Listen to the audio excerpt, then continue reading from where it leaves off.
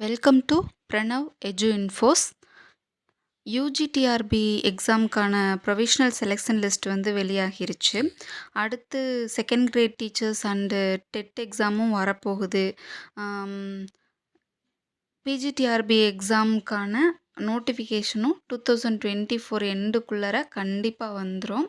இன்றைக்கி நம்ம எதை பற்றி பார்க்க போகிறோம் அப்படின்னு பார்த்தோன்னா, பிஜிடிஆர்பி எக்ஸாம் 2024 அப்டேட் பற்றி தான் பார்க்க போகிறோம்.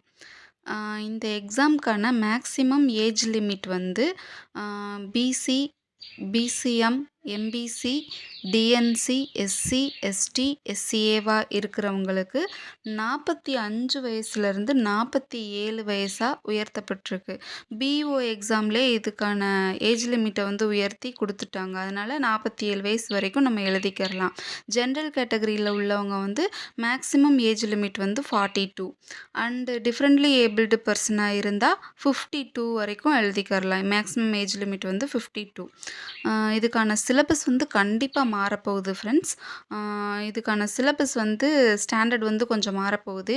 எப்படின்னா யூஜிசி நெட் எக்ஸாமோட சிலபஸ் மாதிரி இருக்கலாம், அல்லது சிஎஸ்சிஆர் நெட் எக்ஸாமோட சிலபஸ் மாதிரி இருக்கலாம். கண்டிப்பாக தமிழ் தகுதி தேர்வும் இந்த பிஜிடிஆர்பி எக்ஸாமில் இருக்க போகுது. யூஜிடிஆர்பி எக்ஸாம் நியமன தேர்வில் வந்து தமிழ் தகுதி தேர்வு இருந்தது. அதே மாதிரி பிஜிடிஆர்பி எக்ஸாம்லேயும் தமிழ் தகுதி தேர்வு இருக்க போகுது. இதில் வந்து 50 கொஸ்டின்ஸ் கேட்பாங்க. அதில் நம்ம வந்து 40%, அதாவது 20 கொஸ்டின் வந்து கண்டிப்பாக கரெக்டாக ஆன்சர் பண்ணியிருக்கணும். அப்படி ஆன்சர் பண்ணால் தான் நம்ம வந்து செலக்ட் ஆகும். பிஜிடிஆர்பி எக்ஸாம் வந்து சிபிடி எக்ஸாமாக தான் நடக்க போகுது. கம்ப்யூட்டர் பேஸ்டு டெஸ்ட்டாக தான் இருக்க போகுது. இதுக்கான மேஜர் எக்ஸாமில் இருக்கக்கூடிய பேட்டர்ன் வந்து என்ன அப்படின்னு பார்த்தோன்னா, மெயின் சப்ஜெக்ட் பேப்பர்லேருந்து 110 கொஸ்டின்ஸ் கேட்பாங்க. அண்ட் எஜுகேஷன் மெத்தடாலஜிலேருந்து 30 கொஸ்டின் கேட்பாங்க. ஜிகேலேருந்து ஒரு 10 கொஸ்டின், மொத்தமாக 150 கொஸ்டின்ஸ் வந்து வரும். 150 மார்க் வந்து கேட்பாங்க. இப்போ இதில் வந்து ஓசி, பிசி, பிசிஎம், எம்பிசி, டிஎன்சி இந்த கேட்டகரியில் இருக்கிறவங்களுக்கு மினிமம் மார்க் வந்து எவ்வளோ எடுக்கணும், கம்பல்சரி எவ்வளோ எடுக்கணும் அப்படின்னா 50% மார்க், அதாவது 75 மார்க் வந்து கட்டாயமாக எடுத்திருக்கணும். அடுத்து எஸ்சி, எஸ்சிஏ கேட்டகரி இருக்கிறவங்க வந்து 45% மார்க், அதாவது 68 மார்க் வந்து கட்டாயமாக எடுத்திருக்கணும். அடுத்து எஸ்டி கேட்டகரியில் உள்ளவங்க வந்து 40% மார்க் எடுக்கணும், அதாவது 60 மார்க் வந்து கட்டாயமாக எடுத்திருக்கணும். ஃபர்ஸ்ட்டு நம்ம இந்த மினிமம் மார்க்கை வந்து கண்டிப்பாக எடுத்துடணும். அதுக்கப்புறமா நம்ம அதிகமான மார்க் எப்படி செக்யூர் பண்ணுறது அப்படின்றது அதுபடி படிக்க ஆரம்பிக்கணும். இதில் செலக்ட் ஆகிறதுல சிவிக்கு வந்து 1:2 ரேஷியோவில் வந்து கூப்பிடுவாங்க. ஒரு போஸ்டிங்க்கு 2 பேரை வந்து கூப்பிடுவாங்க. அடுத்து இந்த பிஜிடிஆர்பி எக்ஸாமில் வந்து physical director great 1 and computer instructor great 1 அதுக்கான வேக்கன்சியும் இருக்கும். நெக்ஸ்ட் என்ன அப்படின்னு பார்த்தோன்னா, பிஜிடிஆர்பி எக்ஸாமுக்கான வேக்கண்ட் வந்து எப்படி உருவாகுது அப்படின்னு பார்த்தோன்னா 4 விதமாக உருவாகுது. உதாரணத்துக்கு ஃபர்ஸ்ட் வந்து என்ன அப்படின்னு பார்த்தோன்னா, ஏற்கனவே இருக்கிற காலி பணியிடங்கள், ஒரு ஸ்கூலில் ஏற்கனவே இருக்கக்கூடிய காலி பணியிடங்கள். இதுக்கு வந்து எக்ஸாம்பிளாக நம்ம ஒரு 2 டிஸ்ட்ரிக்ட் வேணால் எடுத்துக்கரலாம். மேற்கு மாவட்டங்களில் ஒன்று எடுத்துட்டோன்னா ஈரோடு மாவட்டம் எடுத்தோன்னா அங்கே உள்ள முதுகலை பட்டதாரி ஆசிரியர் காலி பணியிட விவரம் வந்து 16/7/2024 நிலவரப்படி தமிழில் வந்து 7 காலி பணியிடங்கள் இருக்குது. இங்கிலீஷ் சப்ஜெக்ட்டுக்கு 6 காலி பணியிடங்கள் இருக்குது. மேத்ஸில் 10 காலி பணியிடங்கள் இருக்குது. ஃபிசிக்ஸில் 2, கெமிஸ்ட்ரியில் 8, பயாலஜியில் 2, எக்கனாமிக்ஸில் 10, ஹிஸ்ட்ரியில் 7, காமர்ஸில் 1 அப்படின்னு அங்கே வந்து இத்தனை காலி பணியிடங்கள் வந்து இருக்குது. நெக்ஸ்ட்டு வந்து சவுத் ஜோனில் ஒரு டிஸ்ட்ரிக்ட் எடுத்துக்கிறலாம் அப்படின்னு பார்த்தோன்னா, விருதுநகர் டிஸ்ட்ரிக்ட் எடுத்துக்கிறோன்னு வச்சுக்கோங்க. இப்போது அங்கே வந்து அந்த 16/7/2024 நிலவரப்படி தமிழில் 2 வேக்கண்ட்டும், இங்கிலீஷில் 4 வேக்கண்ட்டும், மேத்ஸில் 2, ஃபிசிக்ஸில் 7, கெமிஸ்ட்ரியில் 4, பயாலஜியில் 2, பாட்னியில் 4, ஜுவாலஜியில் 2, எக்கனாமிக்ஸில் 4, ஹிஸ்ட்ரியில் வேக்கண்ட்டு கிடையாது, காமர்ஸில் 3 வேக்கண்ட்டு, இந்த மாதிரி வேக்கன்சி லிஸ்ட் வந்து இருக்குது. ஸோ ஃபர்ஸ்ட் விஷயம், பிஜிடிஆர்பி எக்ஸாமுக்கான வேக்கண்ட் வந்து எப்படி உருவாகுதுன்னு பார்த்தோன்னா, ஏற்கனவே இருக்கிற காலி பணியிடங்கள்.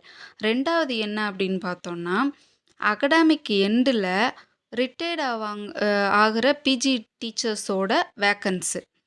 3வது விஷயம் என்ன அப்படின்னு பார்த்தோன்னா, பிஜி டீச்சரா இருந்து ஹையர் செகண்டரி ஸ்கூலுக்கு ஹெச்எம்மா பதவி உயர்வு பெறுறவங்களோட காலி பணியிடங்கள். இதுக்கான இது வந்து என்னன்னு பார்த்தோன்னா, 20/7/2024 அதாவது இந்த வீடியோ வெளியிடுற இன்னைக்கே வந்து கவுன்சிலிங் நடந்துக்கிட்டு தான் இருக்கு.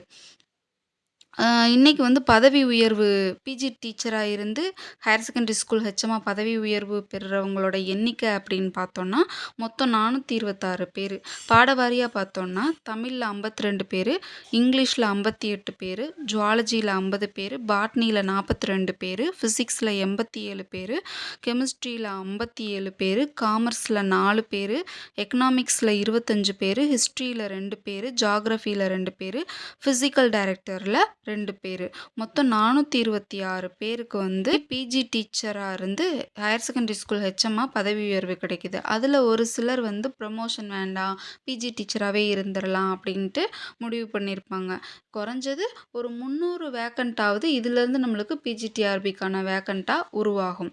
அடுத்து 4வது என்ன அப்படின்னு பார்த்தோன்னா, ஒரு ஸ்கூல் வந்து ஹை ஸ்கூலாக இருக்கும். அதை வந்து ஹையர் செகண்டரி ஸ்கூலாக தரம் உயர்த்துறாங்க அப்படின்னா, அங்கே வந்து பிஜி டீச்சர் வந்து போடுவாங்க புதுசா.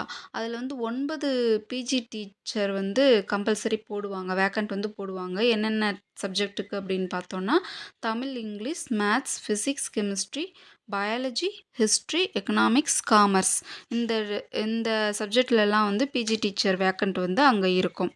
அடுத்து நம்ம முக்கியமாக என்ன தெரிஞ்சுக்கிறணும் அப்படின்னு பார்த்தோன்னா, பிஜிடிஆர்பி 2019ல் வந்து 2144 வேக்கண்ட் வந்து போட்டிருந்தாங்க.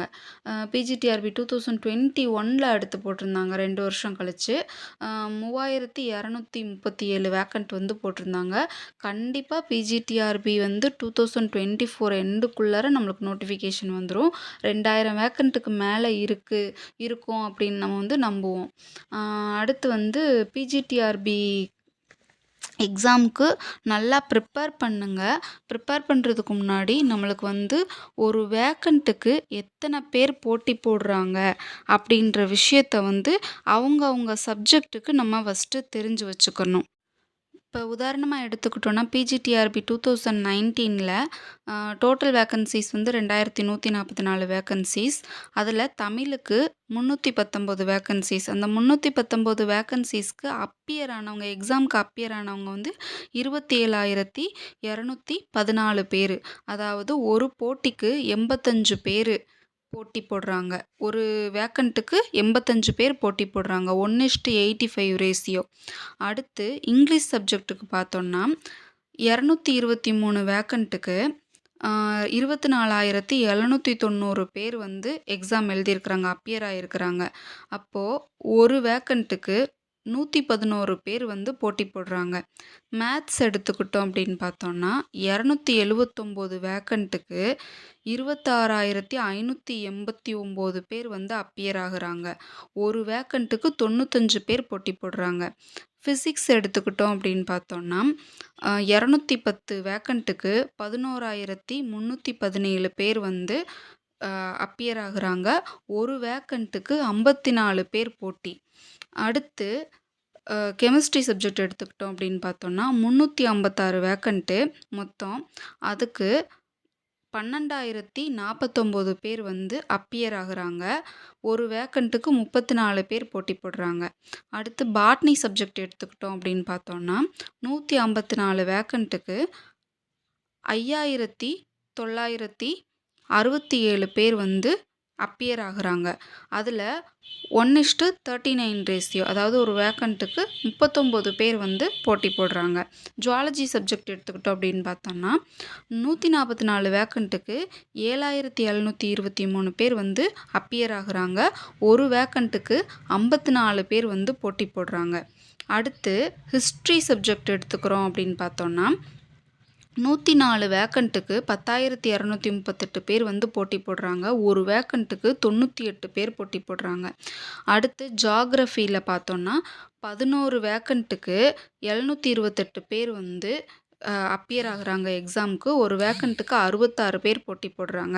அதுக்கடுத்து காமர்ஸ் எடுத்துக்கிட்டோம் அப்படின்னு பார்த்தோம்னா 99 வேக்கன்ட் மொத்தம். அதுக்கு 12,421 பேர் வந்து எக்ஸாமுக்கு அப்பியர் ஆகுறாங்க.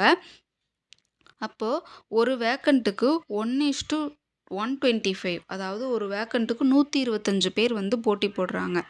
அடுத்து எக்கனாமிக்ஸ் அப்படின்னு பார்த்தோன்னா 211 வேக்கன்ட்டுக்கு 6,213 பேர் வந்து எக்ஸாமுக்கு அப்பியர் ஆகுறாங்க. ஒரு வேக்கன்ட்டுக்கு 29 பேர் போட்டி போடுறாங்க. அடுத்து பொலிட்டிக்கல் சயின்ஸ் அப்படின்னு பார்த்தோன்னா 14 வேக்கன்ட் மொத்தம் 52 பேர் எழுதுறாங்க. ஒரு வேக்கன்ட்டுக்கு 4 பேர் போட்டி போடுறாங்க. ஃபிசிக்கல் எஜுகேஷன் அப்படின்னு பார்த்தோன்னா 16 வேக்கன்ட் மொத்தம் 1,703 பேர் அப்பியர் ஆகுறாங்க. ஒரு வேக்கன்ட்டுக்கு 1:106, அதாவது ஒரு வேக்கன்ட்டுக்கு 106 பேர் வந்து போட்டி போடுறாங்க. இந்த மாதிரி இந்த தடவை 2024ல் வர பிஜிடிஆர்பியில் வந்து இந்த ரேஷியோஸ்லாம் மாறும். அதே மாதிரி இந்த வேக்கன்ட்டும் மாறும். அதுக்கு என்ன அப்படின்னு சொல்லிட்டு தெரிஞ்சுக்கிட்டு நான் ஒரு வேலைக்கு இத்தனை பேர் போட்டி போடுறாங்க, அப்போ நம்ம எந்த அளவுக்கு இன்டென்சிவ் ப்ரிப்ரேஷன் கொடுக்கணும் அப்படின்ற விஷயத்த தெரிஞ்சுக்கிட்டு நல்லபடியாக ப்ரிப்பேர் பண்ணுங்க. அடுத்து நம்ம முக்கியமாக தெரிஞ்சுக்க வேண்டிய விஷயம் வந்து என்ன அப்படின்னு பார்த்தோன்னா ரிசர்வேஷன் பற்றி தான். உதாரணத்துக்கு இப்போ நீங்கள் வந்து ஓசி கேட்டகரியாக இருக்கீங்க அப்படின்னா 31 சீட்டு, பிசி அப்படின்னா 26.5% ரிசர்வேஷன், எம்பிசி டிஎன்சின்னா 20% ரிசர்வேஷன், பிசிஎம் அப்படின்னா 3.5% வந்து ரிசர்வேஷன். அடுத்து எஸ்சி கேட்டகரியாக இருக்கீங்கன்னா 15% இடங்கள் வந்து உங்களுக்கு இருக்கும். எஸ்சிஏன்னா 3%, எஸ்டின்னா 1%. இதில் நம்ம தெரிஞ்சுக்க வேண்டியது என்ன அப்படின்னு பார்த்தோன்னா, இப்போ நம்மளுக்கு ஒரு 100 சீட் இருக்குது அப்படின்னா நம்ம வந்து எம்பிசி டிஎன்சி கேட்டகரியில் வர்றோம் அப்படின்னா 20 சீட்டுக்குள்ளே வந்துடணும். ஓசியில் உங்கள் கேட்டகரி போனது போக 20 சீட்டுக்குள்ளர நீங்கள் வந்து வந்துடணும். அதுக்கான மார்க்கை வந்து நீங்கள் எடுத்துடணும். அந்த 20 சீட்டுக்குள்ளே வந்தாச்சுன்னா நம்மளுக்கு வந்து வேலை வந்து கன்ஃபார்ம். அடுத்து ஹரிசாண்டல் ரிசர்வேஷனை பற்றியும் நம்ம நல்லா தெரிஞ்சு வச்சுக்கிறணும். ஹரிசாண்டல் ரிசர்வேஷனில் வந்து விமன்ஸ்க்கு வந்து 30% இடஒதுக்கீடு இருக்குது. அடுத்து பிஎஸ்டிஎம் அப்படின்னு பார்த்தோன்னா 20% இடஒதுக்கீடு. அடுத்து ஃபிசிக்கலி ஹேண்டிகேப்டு வந்து 4% இடஒதுக்கீடு. அடுத்து ஸ்போர்ட்ஸ் பர்சனுக்கு வந்து 3% இடஒதுக்கீடு. அடுத்து கவர்மெண்ட் ஸ்கூல்லையும் கவர்மெண்ட் எய்டட் ஸ்கூல்லையும் வேலை பார்க்கக்கூடிய செகண்ட் கிரேட் டீச்சர்ஸ், இடைநிலை ஆசிரியர்களுக்கு 10% இடஒதுக்கீடும் வந்து இதில் தருவாங்க. இந்த விஷயங்கள் எல்லாத்தையுமே நல்லா ஞாபகம் வச்சுக்கோங்க. நல்லா ப்ரிப்பேர் பண்ணுங்கள். பிஜிடிஆர்பி எக்ஸாமுக்கு ப்ரிப்பேர் பண்ணுற எல்லாருக்குமே என்னோடய வாழ்த்துக்கள். Thank you friends.